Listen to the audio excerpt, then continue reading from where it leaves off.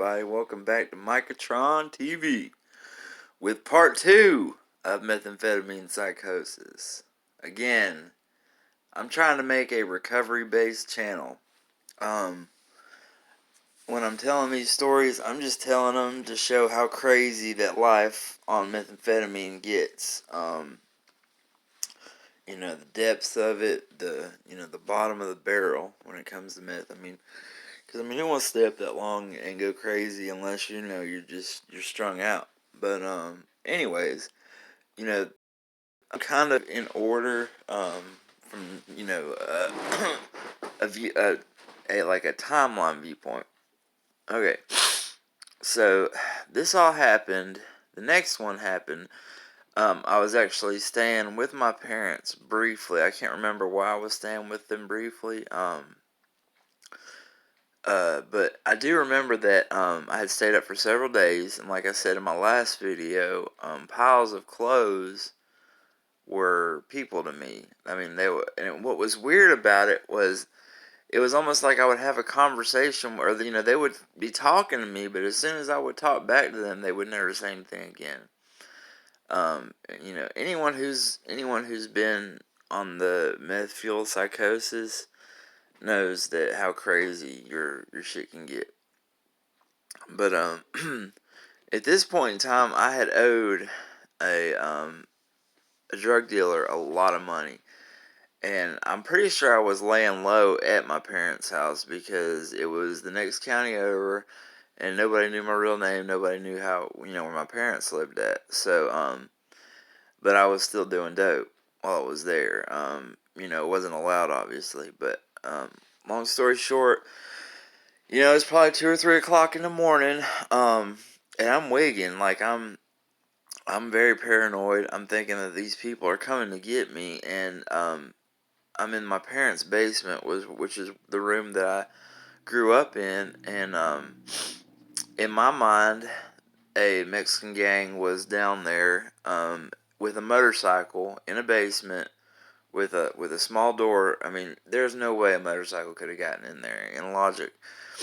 But I had convinced myself that they were in there with a motorcycle trying to rip the door off, and they were in there killing my family. So, and I'm pretty sure I was hearing stuff, hearing people through the walls, talking about stuff. And I convinced myself that they had killed my family, that they had killed my mom and my dad. And my dad kept a safe in his room with guns in it, and I knew where he kept the key at. And I still remember, I finally got the guts up. I was like, I'm gonna kill every one of these motherfuckers. They killed my family. So, I got, and this is, like I said, this is all a hallucination, but I still remember most part of it. I remember running up the stairs and seeing Hispanic people, like Mexicans, throughout the house. I'm like, alright, I got something for y'all motherfuckers. Walked into my dad's room. He was in there asleep. Start digging through his pockets, trying to get the safe key out, trying to go in there and get a gun. And luckily, he's like, what are you doing? He wakes up, what are you doing? And it snapped me out of it, and, I was luckily able to think of something off the top of my head that didn't draw attention. I told him, because at the time I was riding a moped, and I was like, it sounded like somebody was outside stealing my moped, and he sits up, and he's like, I don't hear anything, and I was like, oh, okay, and he's like, just go back to bed, and I was like, okay. And it was like, knowing that none of that stuff had happened, it kind of brought me back to reality briefly. But if I had been able to get my hands on a gun, I would have went out there fucking shooting everywhere, and I would have probably shot somebody that I was not intending to shoot. It's just scary knowing the place that it took me, man. Complete and total loss of reality. And the loss of reality is just 100% everything's negative. Whatever's going on in your life, negative.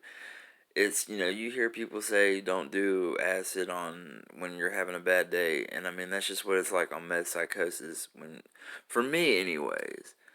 The hallucinations were so real, and they were always, somebody's trying to get me, somebody's trying to kill me, somebody's trying to set me up, somebody's trying to get me locked up.